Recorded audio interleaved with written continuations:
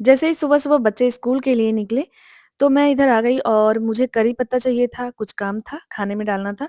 तो मैंने देखा कि मेरा ये प्लांट थोड़ा डल सा हो रहा है, पत्तियाँ सूखती जा रही हैं। तो बस फिर क्या था, मैंने सोचा अब फटाफट से पहले इस पे वर्क कर देती हूँ, नहीं तो ये पौधा खराब हो जाएगा और मैं फिर अंदर जाऊँगी तो भूल जाऊँगी, क्योंकि आजकल तो मैं टेरेस पे ही काम कर रही हूँ। तो इसलिए मैं लग गई इसको ठीक करने में।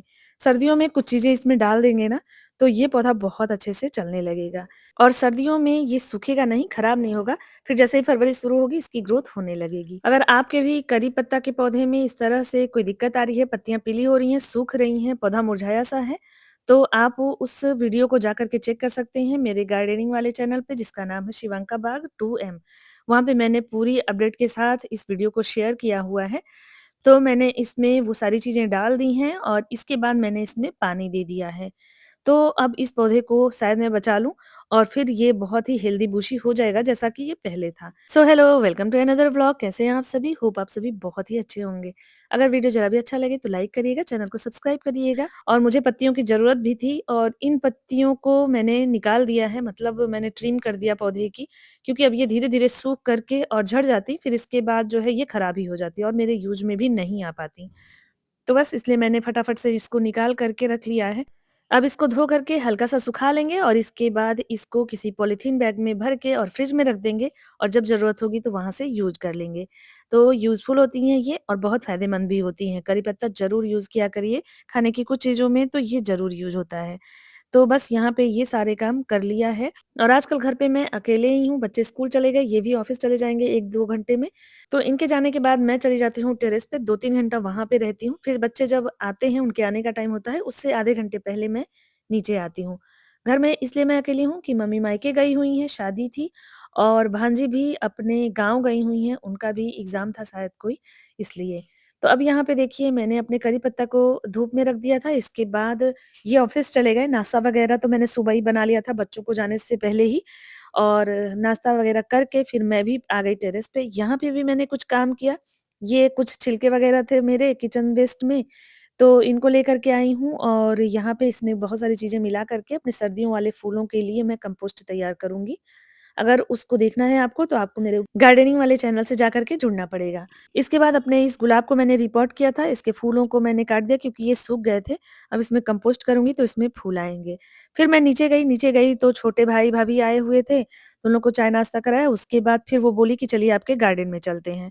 तो फिर से मैं टेरेस पे ही आ गई थी और इन लोगों को बहुत अच्छा लगता है मेरे गार्डन में घूमना और मुझे भी बहुत अच्छा लगता है जब कोई कहता है कि आपका गार्डन देखना है तो। तो बहुत सारे काम चल रहे थे, तो वो भी घूम के देख रही थी कि सर्दियों में मैंने क्या किया हुआ है स्पेशली यहाँ पे।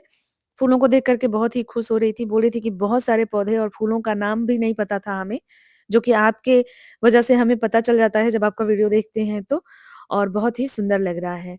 और यहाँ पे देखिए मेरा गोलू-मोलू, ये थोड़ा-सा इसको सर्दी-जुकाम हुआ है, लेकिन बच्चे सर्दियों में ना थोड़ा-सा हो जाते हैं, उनको दिक्कत हो जाती है। इन लोगों को ना एक सगाई में जाना था इसलिए आए हुए थे और यहाँ पे देखिए मेरे सर्दियों के फूलों में ना अब तो फूल भी लगने लगे हैं।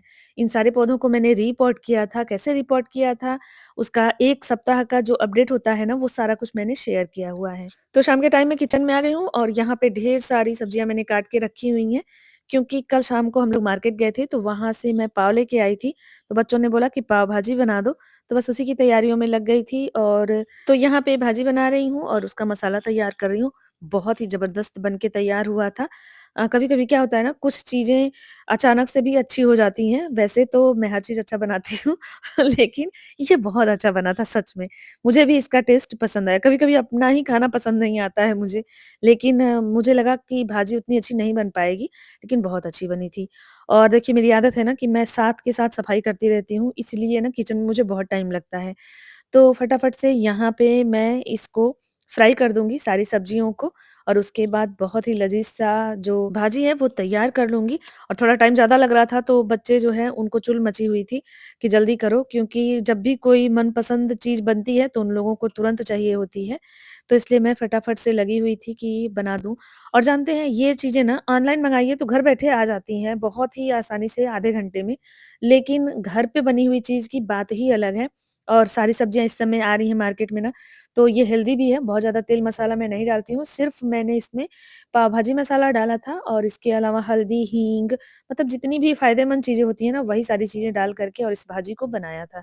बहुत टेस्टी आया था, सिर्फ़ टमाटर और हरी मिर्च, धनिया इन सब की वज़ह से इसका टेस्ट बहुत अच्छा आता है। साथ में लहसुन, अदरक का पेस्ट डाल दीजिए, इन सब चीज़ों से बहुत ही अच्छा इसका टेस्ट बन गया था। तो बस यहाँ पे भाजी तैयार है, अब इसको मैश कर लेंगे अच्छे से।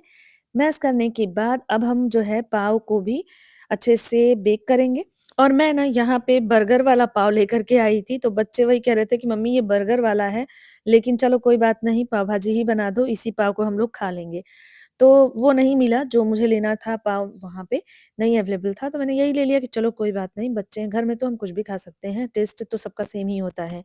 तो यहाँ पे मैं पाव को फ्राई कर रही हूँ, देखिए थोड़ा-सा भाजी भी डाला है, थोड़ा बटर डाला है और इसके बाद जो है इसको अच्छे से यहाँ पे बेक कर लूँगी और बहुत ही टेस्टी बना था, खा के एकदम मज़ा आ गया। देख के आपको भी मुँह में पानी आ रहा होगा, तो आज ही बना के खा लीजिएगा आप लोग।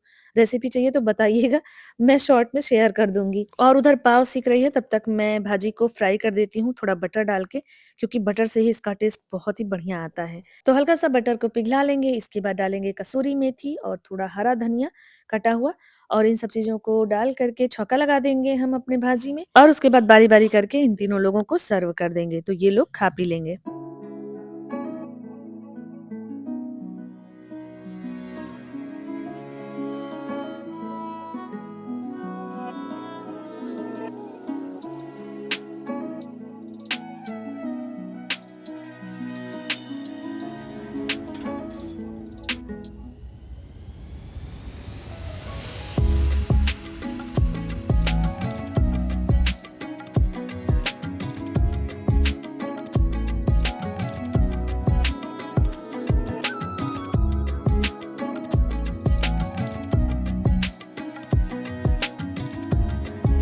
तो थोड़े प्याज़ के छल्ले, थोड़ा नींबू, सॉस और इसके बाद पाव भाजी के साथ ये प्लेट तैयार है और ये जा रही है पतिदेव के लिए, उनको भी बड़ी ज़ोर से भूख लगी है। इसके बाद बच्चों की प्लेट मैंने लगा दी है। तो बस अब ये नाश्ता एन्जॉय करके और हम लोग जो है मिलेंगे कल। होप ये व्लॉग अच्छा लगा होगा, व्लॉग अच्छा लगा है तो लाइक ज़रूर करिएगा, चैनल को सब्सक्राइब करिएगा। और देखिए बच्चों को एक्स्ट्रा बटर चाहिए ही भाजी पे तभी उनको अच्छा लगेगा। हस्बैंड बहुत ज़्यादा ये सब चीज़ें नहीं खाते हैं, तो इसलिए उनके में मैंने नहीं डाला था।